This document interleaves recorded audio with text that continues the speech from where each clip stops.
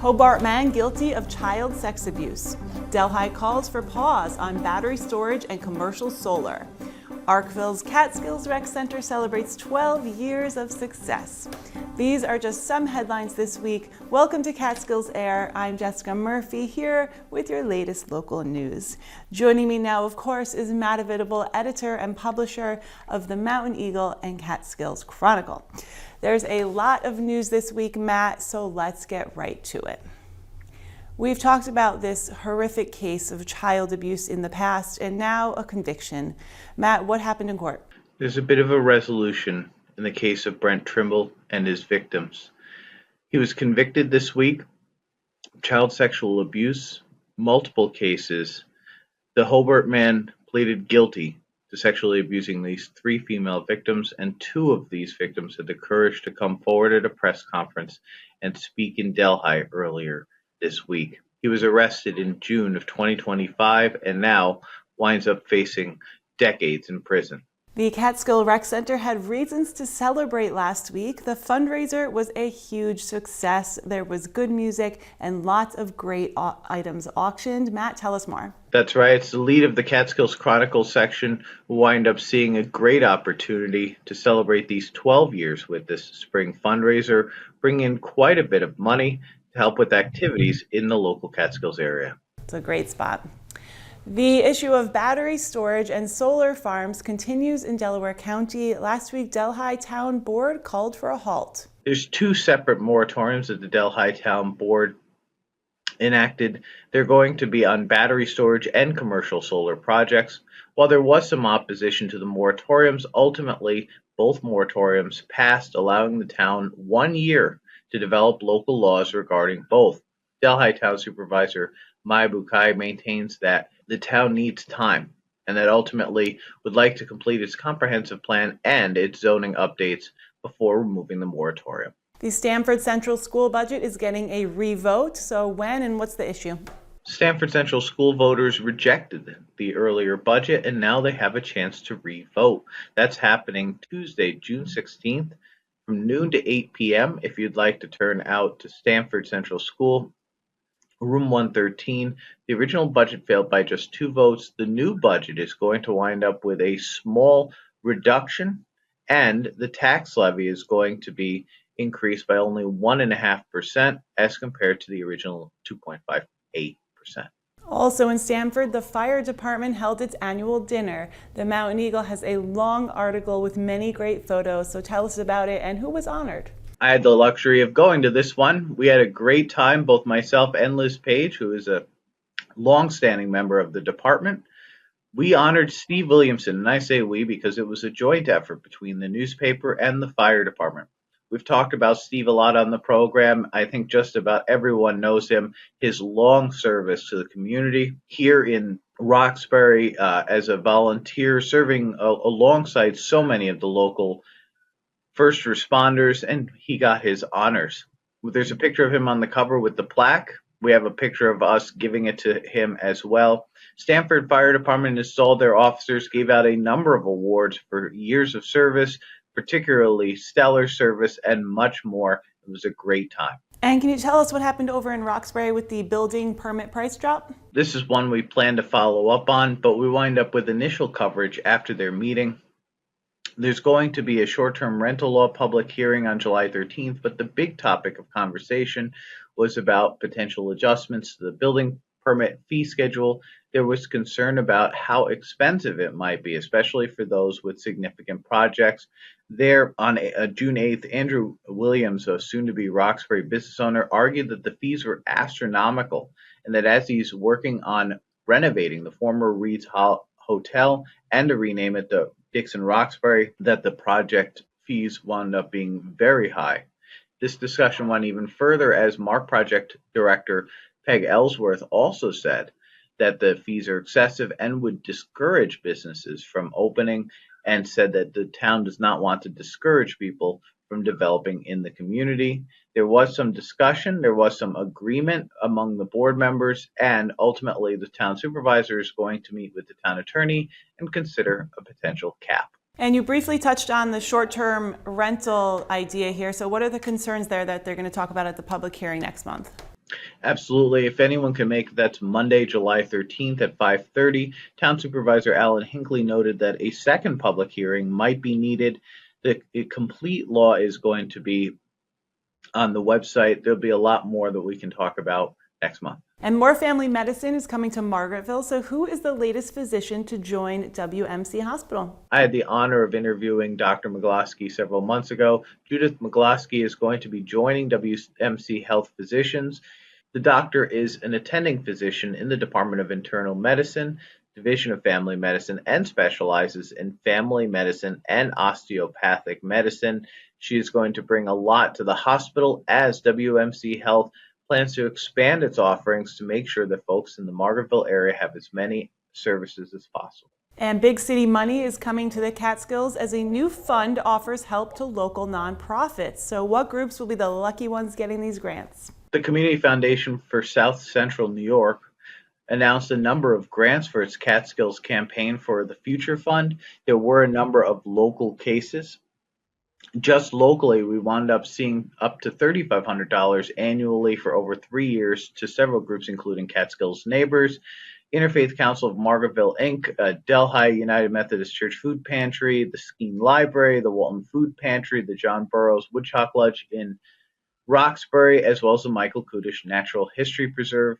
And it looks like this foundation plans to expand its grant programs in the future. A New York State trooper spread the news of smart choices and proper chats to Margaretville Central students. Trooper Timothy Newmuth came to the Margaretville Central School District and spoke to several students.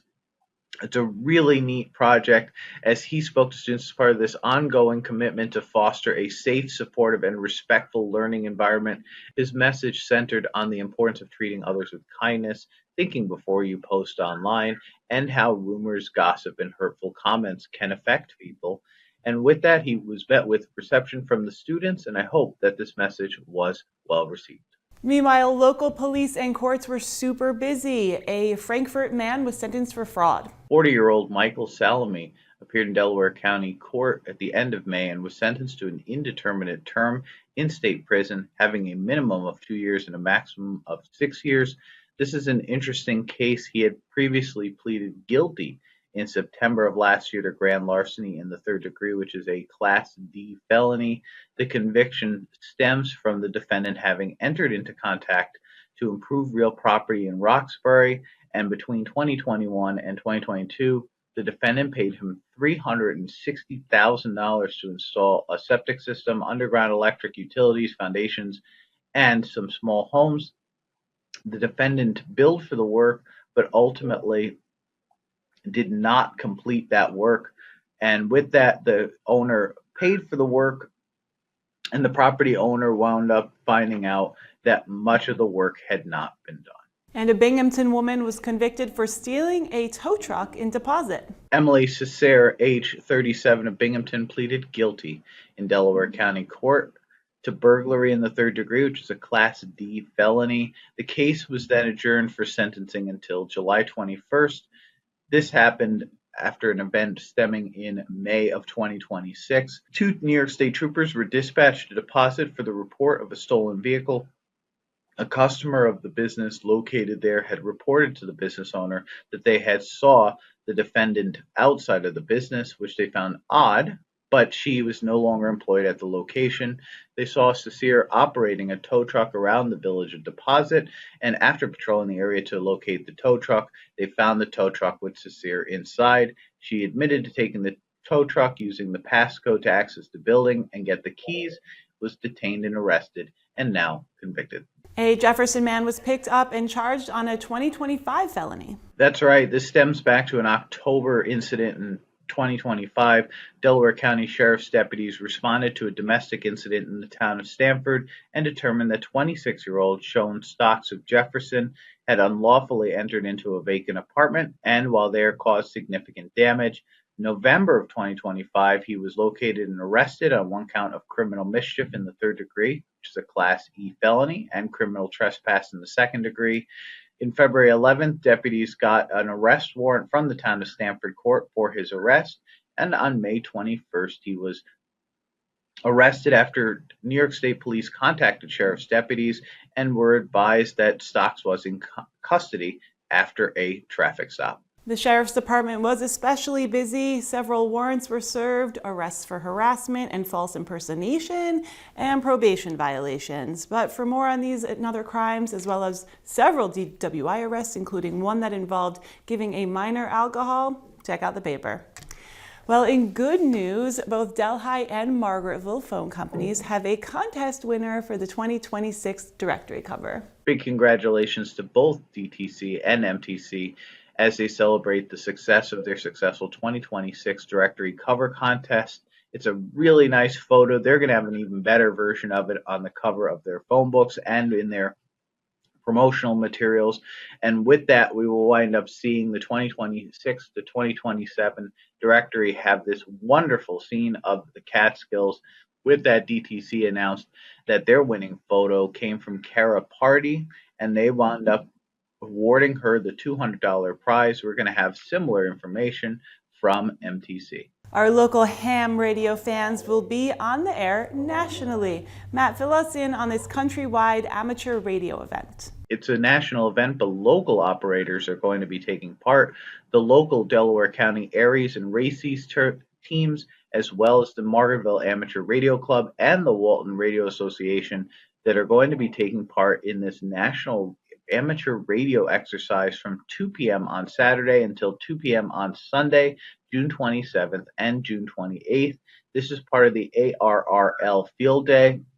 More information in the newspaper. And with that, if you'd like to stop by, there's a couple of locations that they're going to get together. If you'd like to meet in either Walton or in Delhi, and stop on by at Courthouse Square in Delhi this year, and you can even operate one of the radios if you'd like. Very cool. And congrats go to area real estate agents. Timberland Properties can boast several international Coldwell Banker Awards. Some of these faces you may recognize as those you purchased your home with or perhaps sold a relative's home with.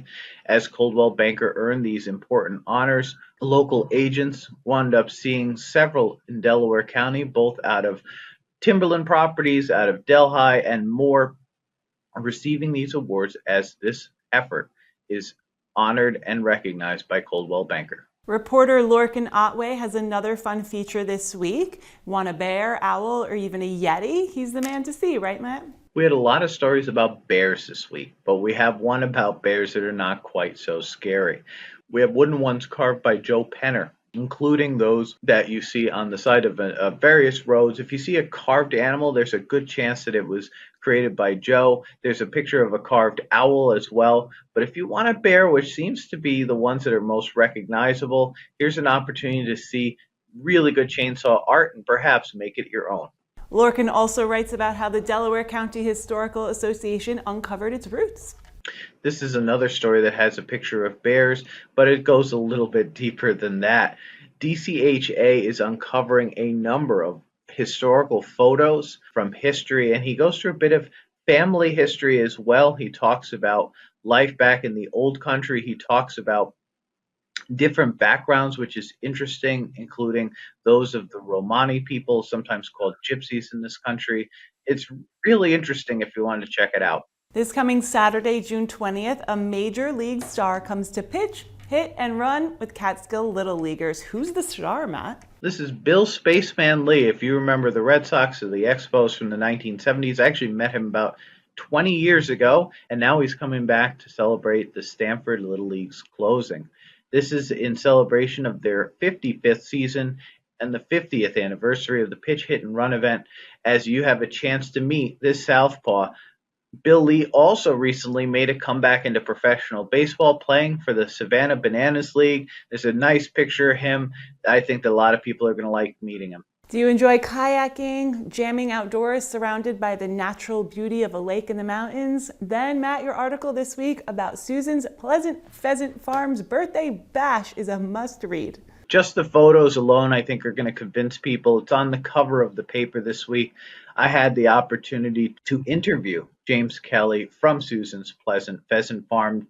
Jim and Susan have done a wonderful job expanding out this fantastic venue in Halkettsville. You'll see part of it going through. You'll see the kayaks. You'll see all the opportunities to go on the lake, to go on hikes and more. They're going to have this birthday bash July 5th, the day after Susan's birthday, which was July 4th. It's going to be a pretty busy day. If you want to come by on the 5th, there's going to be so much that you could do. If you want just a weekend in the Catskills and a really good time, I highly recommend stopping by in Halkettsville. Hobart Rotary is seeking a few good men and women to roast sausages and serve brews at their annual fest. That sounds good, Matt. Will you be there manning the grill?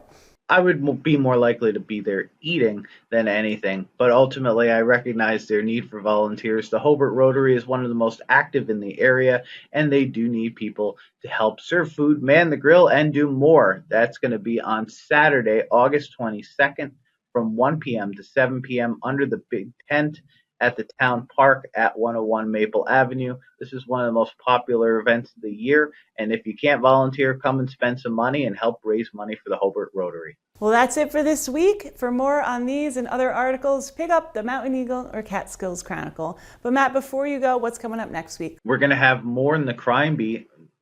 The police and prosecutors have been especially busy this year. We're going to have an update as we see if these revised school budgets pass, and we're going to see an update from the Delaware County Board of Supervisors.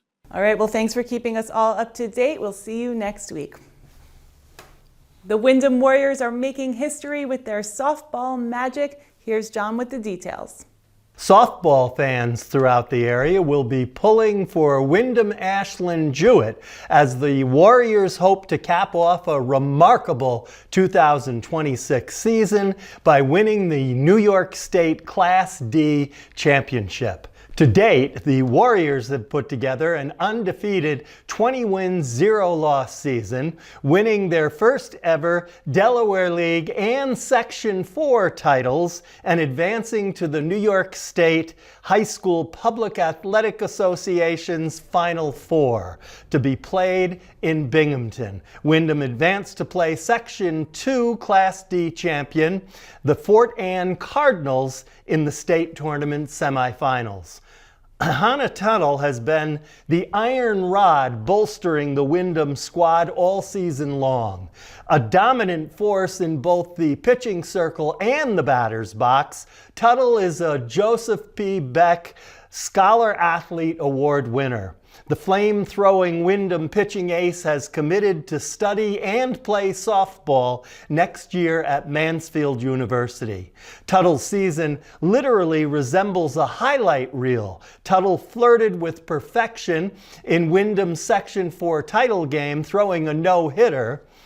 Earlier in the season, Tuttle threw a two-hitter over South Courtright Andy, striking out 20 batters. To put that in perspective, a 7-inning softball game, a team is allowed 21 outs. Tuttle struck out 20 of the 21 against the Rams. Go Warriors! Under Coach Dan Briggs, the Deposit Hancock girls softball program has attained an unmatched championship pedigree. Both Deposit and Hancock had strong softball programs prior to their merger. Since the merger, the combined squad has been almost unbeatable. Prior to the team joining forces, Deposit softball teams had won 6 consecutive Section 4 tournaments.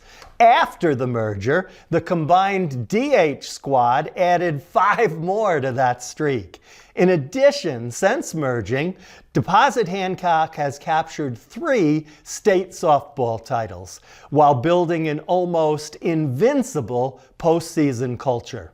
The Eagles rely on veteran leadership, the roster sprinkled with experienced standouts that include all-state selection Pagan McCumber, second baseman Olivia Johnson, and pitcher Aubrey Smith. In the batter's box, junior right fielder Ivy Tice is a force. Tice is hitting .553 with a .576 on-base percentage and 11 home runs. Karen Apley leads the team in runs scored with 38 and has logged 40 hits. The Eagles will take on St. Lawrence Central School of Section 10 in the New York State Class C semifinal. all local baseball teams have been eliminated from postseason play. That's our sports report for this week. Thanks, John, and congratulations, Warriors. You guys rock. Now let's see what Elizabeth has in arts and entertainment. Hello, everybody. Welcome to this week's news spot from Focus on the Arts. I'm your host, Elizabeth Mami. It's a wonderful day in the Catskills. First, right off the bat, up at Karen Howe's Cave, the Cave House Museum of Mining and Geology. I know it sounds like a stiff title, but it really is an incredible place to go. They're seeking volunteers to help with their many programs over the summer. So you can contact Susan Green. She's one of the museum's trustees about volunteering some of your time. If you're a young adult, a young teenager, it's obviously in Cobleskill. Howe's Cavern is an incredible, unique spot like nowhere else in the world. And if you can volunteer, this would definitely be one of the biggest adventures of your life. Next, Stanford Headwaters Arts Center in sponsorship from Roxbury Arts Group. We will celebrate the diversity of art with paper and skin exhibit. Art for the Wall by New York tattoo artists. 8 artists will display their work from June 26th to August 1st with the reception on the 26th. And this is an incredible chance to see some of the amazing artists we have in the area. Tattoo artistry is one of the oldest ways of creating art, and I think this is a really important way of looking at it, and you should go if you can to check this out. Next, the School of Delaware County Performing Arts, Garth Kravitz and Julia Rugg's summer workshop. This is their 3rd summer season, 8 to 18.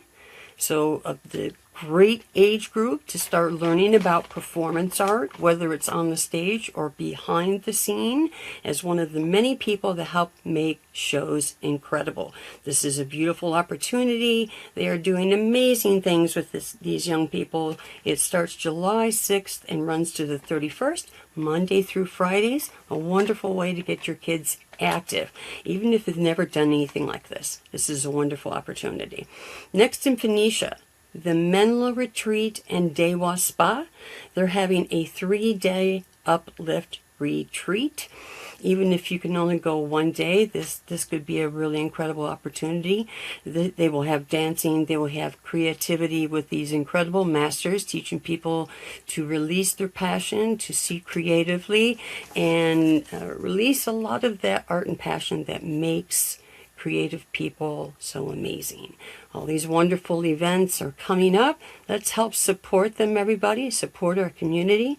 Thank you so much for watching. You have a wonderful day, and we'll see you next time. Thanks, Elizabeth. 2 masters of music are sharing the sounds this coming weekend. Tamika Reed combines her cello expertise with multi-instrumentalist Marty Ehrlich, a devotee from the New York jazz scene since the 1980s.